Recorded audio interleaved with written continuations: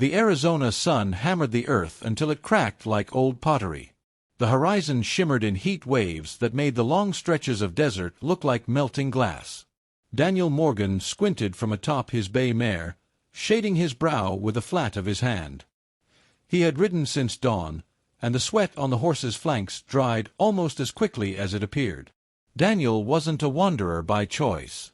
3 months earlier, he'd taken a job delivering supplies between isolated homesteads and the trading post near the San Pedro River. His employer, an aging storekeeper named Walton, insisted it was simple work for someone who knew how to treat people decent. Daniel figured that meant no questions when Walton overcharged families too far from town to argue. But he needed money fast, so he kept riding. He was passing through a dry wash, a place he'd crossed dozens of times. This time something felt off. There were no crows circling overhead, no distant call of a coyote. Even the insects seemed quiet. A tiny puff of dust lifted beyond a clump of creosote bushes. Then he heard it, barely a sound, more like a whimper than a cry. Daniel's spine went rigid. He reined his mare to a halt. "Hello," he called out, though the word cracked painfully in his throat. Silence answered him. He dismounted, tied his horse's reins loosely to a scrubby mesquite, and walked toward the bushes. The sun beat down on his back as he pushed past thorny branches. Beneath the brush lay a small bundle, so still he first thought it was nothing but a discarded blanket. Then the bundle moved, a tiny arm, thin as a grass blade, twitching weakly. Daniel froze. A child. A small boy, maybe 4 or 5 years old. His cheeks were sunken, lips cracked, and his skin burned dull with dehydration. His dark hair clung to his forehead in dusty strands. His chest rose shallowly, each breath a struggle. Instinct overruled fear. Daniel knelt beside him, reaching out gently. "Son, can you hear me?" he whispered.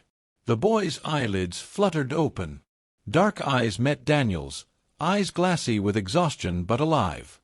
The boy murmured something too quiet to understand. Daniel swallowed hard. He had a skin-deep awareness of the tribes in the region. He had traded with Apache families more than once.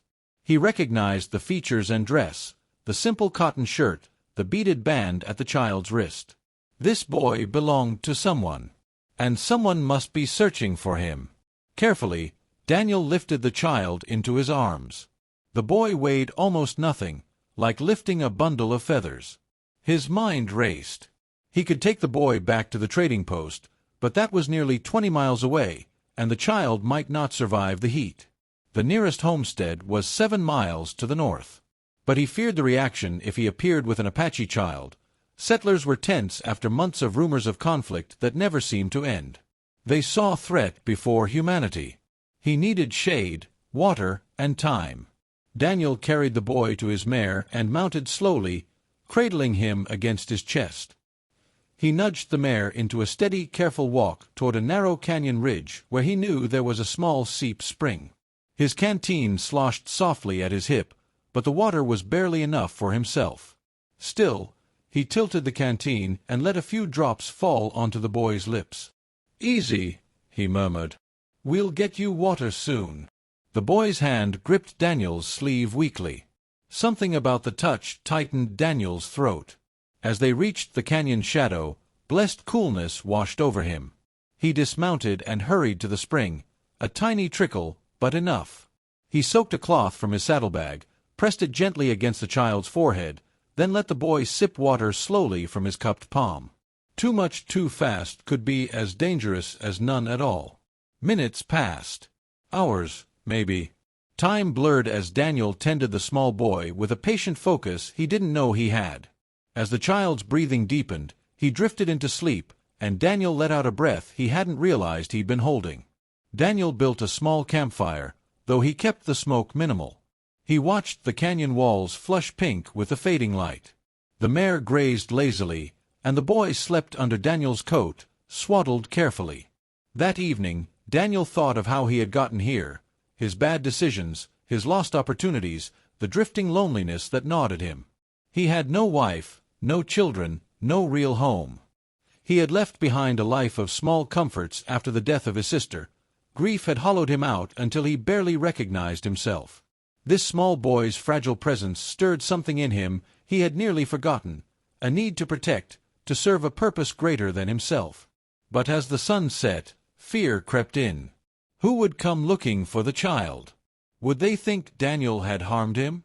Years of conflict and fear between settlers and Apache had made trust fragile. He looked at the sleeping boy and sighed.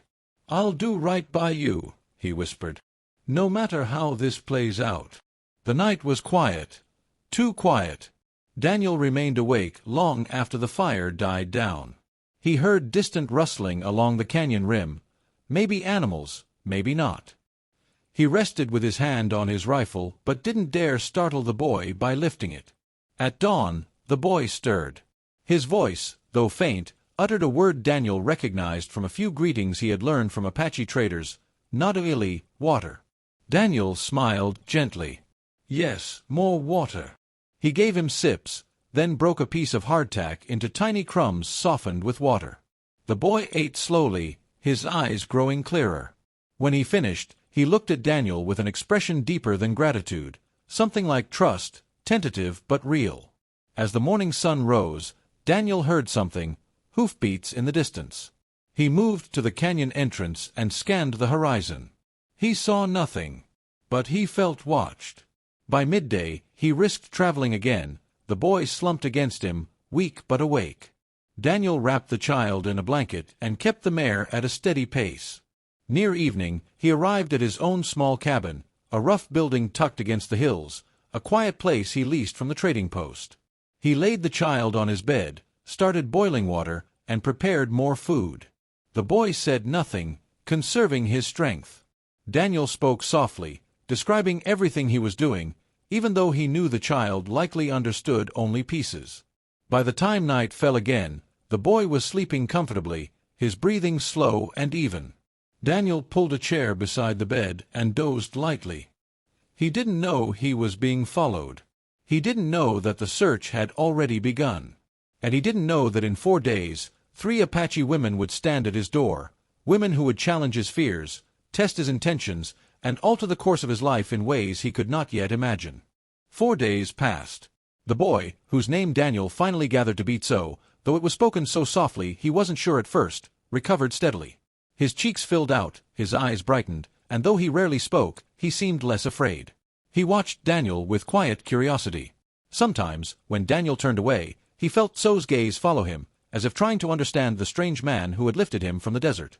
Daniel spent most of the days tending to chores, hauling water, chopping firewood, preparing simple meals. He kept the cabin warm at night and the boy fed. He made sure So never felt cornered or trapped.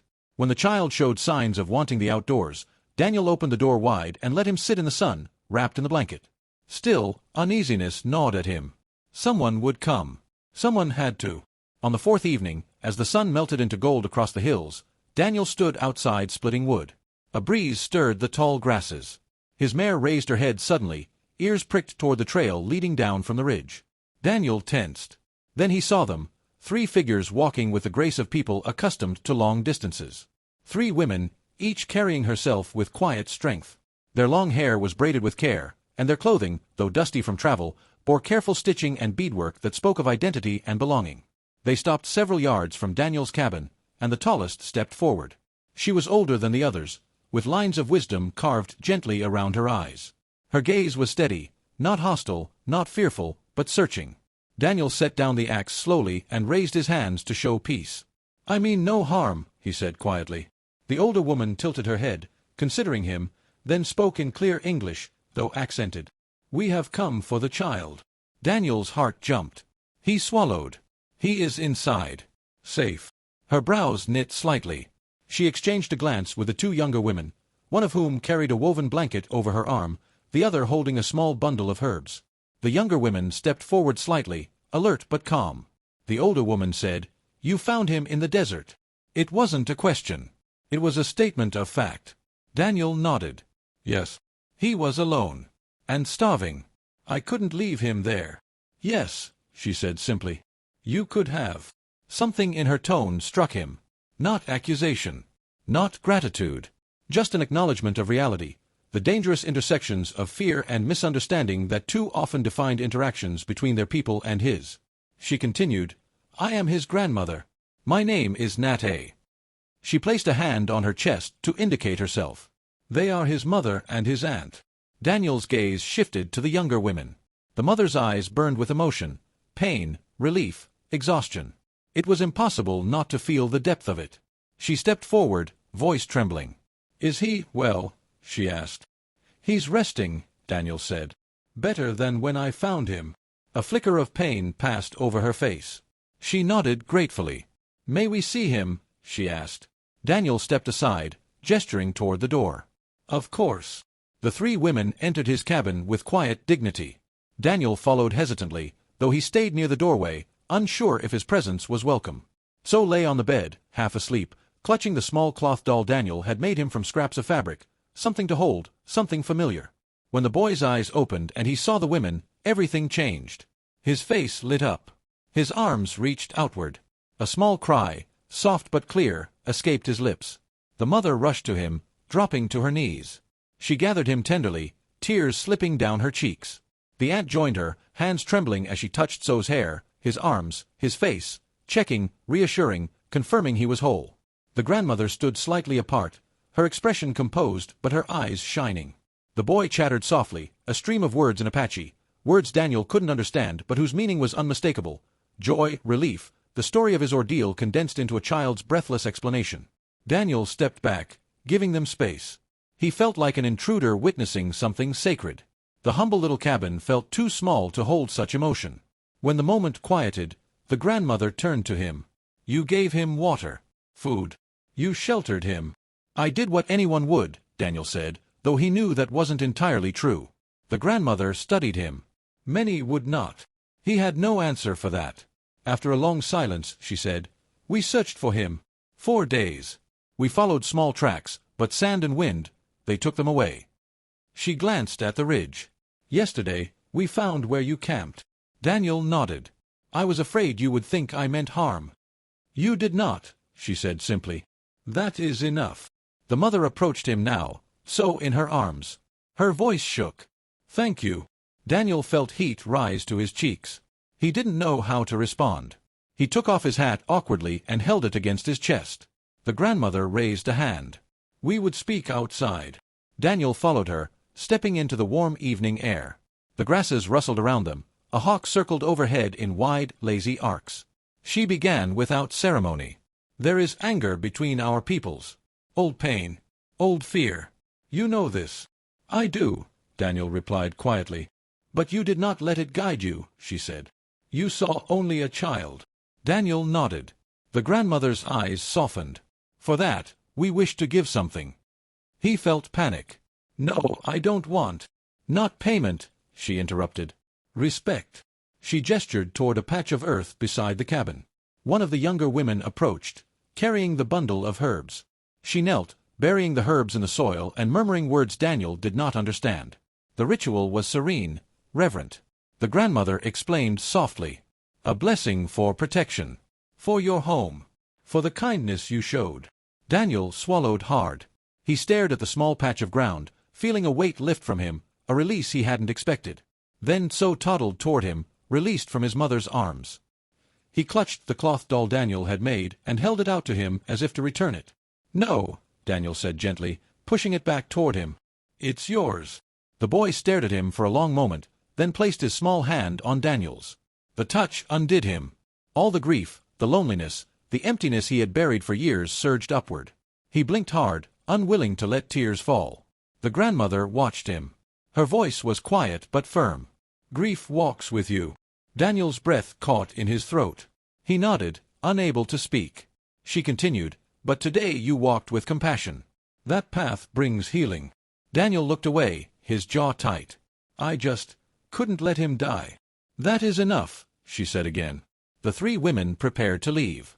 They wrapped Zo in a blanket, securing him to his mother's back with practiced care. The boy waved at Daniel, small fingers fluttering. The mother bowed her head slightly in farewell. The aunt offered a soft smile. Before they turned to go, the grandmother stepped close to Daniel and said one final thing. "There will be those who fear what they do not know. But remember, Kindness plants seeds that grow in places you cannot see. With that, they disappeared down the trail, their figures blending into the colors of the land as dusk deepened. Daniel stood alone, the silence settling around him. He looked at the small mound of earth where the herbs lay buried. A sense of peace, unexpected and profound, settled in his chest. He walked back into his cabin. It felt different now, as though the presence of the boy had transformed it. He sat on the edge of the bed and let the last of the sun's light spill across the floor. Outside, the wind whispered through the grasses, a gentle reminder that some encounters, no matter how brief, change a person forever. And Daniel knew that this was one of them.